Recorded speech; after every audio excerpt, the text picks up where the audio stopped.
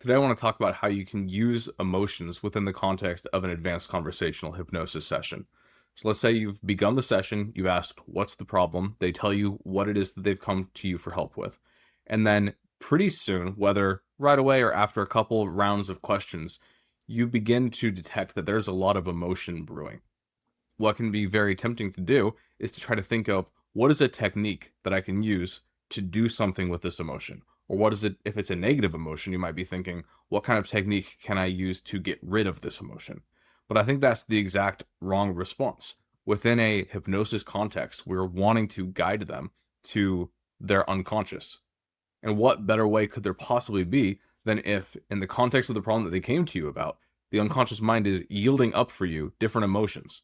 Those emotions are deeply unconscious. Like, how can you just produce an emotion on the spot? It's not something you can do consciously. It's a very unconscious process. And so whenever in a session, your client's unconscious mind is trusting you enough as the practitioner to give you an emotion, you want to honor your client's unconscious mind by responding to it. And the way that you do that is not by trying to interpret it or do something to it, but to simply acknowledge it and repeat it back to them, feed it back to them. And so what this often looks like in my sessions, I have happen a lot where people have paid me a decent amount of money to work with me. They are both excited and nervous about what if this succeeds and what if this doesn't work, and all these mixed emotions. And they might come to talk to me and they've been thinking about it. They've already started making changes prior to the session. And I just ask them, like, hey, can you hear me? Just typical things, checking in on a Zoom. And I'll ask them, how are you feeling? Because I can see that there's something already stirring. They say, honestly, I'm really nervous. And I'll just say, right, you're really nervous. What are you nervous about? And then they'll explain different aspects of it. And I'll say, right, you're really nervous. And how does that feel? A lot of times people feel different emotions, even physically in their body.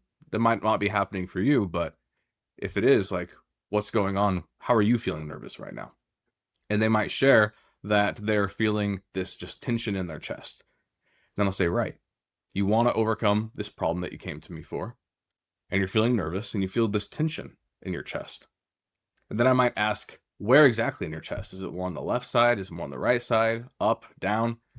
And this is a weird question. Do I get any valuable data from that as far as what to do with that? No. There's nothing that changes as far as my next questions if they say it's on the left or on the right, except for what I echo back to them. But so what's the point of that question? The point is to simply get them to place their attention back internal, to really keep their attention on the emotion. That is all that I'm doing with these questions. If there's already an unconscious response happening, they're already going into trance. Their unconscious mind is already stirring up this big pot of unconscious working. I just want to keep them there and help them go a little bit deeper into it. And so if I ask, is it more on the left or on the right, or is it up or down? I might have to pause, go into it, at which point a well-timed process instruction, like, that's right. Where is it exactly? On the left, on the right? And then they give me their answer. Let's say they say it's on the left. I say, right, it's on the left. That feeling of nervousness, because you came to me to talk about this problem, is on the left side of your chest. That nervousness. And then I might ask, how did you do that? Which, again, is a question that doesn't have a specific answer that really makes much sense, because it's an unconscious process. Being nervous, and they might be confused, they might answer the question. Regardless, I don't really care so long as I'm keeping them in this place. They might try to answer it logically and consciously, in which case you can have fun with them and be like, no, I understand why you're doing that. I'm curious, how are you doing that? How are you being nervous right now? And so what you're doing with these questions is you're just keeping them focused. You're keeping their attention isolated to the unconscious processes that are already taking place. Now, what do you want to not do? This is what is so much more important, because everything that I've said, you may have heard and seen elements of within a traditional hypnosis training.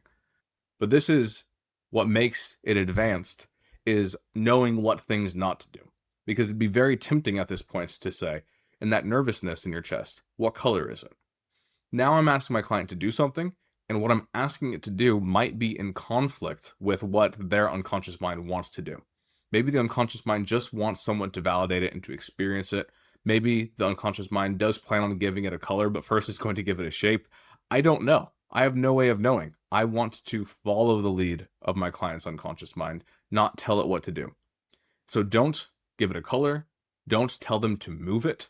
Don't say, now you can feel that feeling shifting from your chest to your head or anything like that. You can be curious. You can ask them, like, just out of curiosity, do you still feel that feeling in your chest on that left side? Yes. Great. And is it just there or has it moved anywhere else also? And then either way, you have a process instruction to repeat back. If they say it's still just in the chest, you say, right, it's just there in the chest on the left side. And if they say it's moved, you ask them where. Well, it's actually moved down to my arms. And you can say, how interesting. That feeling of nervousness on the left side of your chest has moved down your arms as well. I wonder what that's like. All that you're doing is repeating it back to them, keeping them aware of what's happening unconsciously already, and then checking in every now and then. So when you check back in, it can be a question as simple as, okay, what's happening now? What's happening with the nervousness? What's happening with that feeling?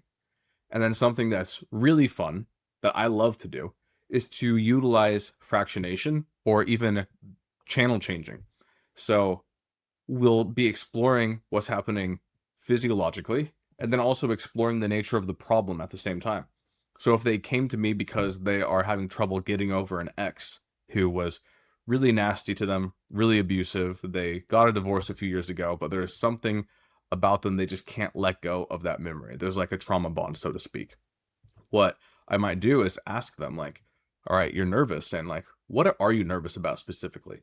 Well, I'm nervous that that person will come back into my life. Okay, gotcha. And when you think about that person coming back into your life, like, what is it about that that makes you most nervous? And so I'm still keeping the theme of nervousness because that is where I'm getting the physiological responses from. But I'm asking more logical questions about it. And as I'm asking about it, every 3 or 4 questions I'll go back to, and how's your chest feeling right now on that left side?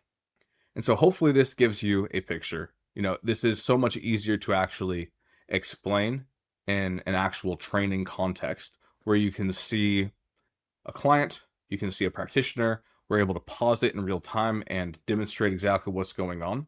But as far as the process, it's really that simple. So feel free to use this emotional utilization of trance moments in your sessions.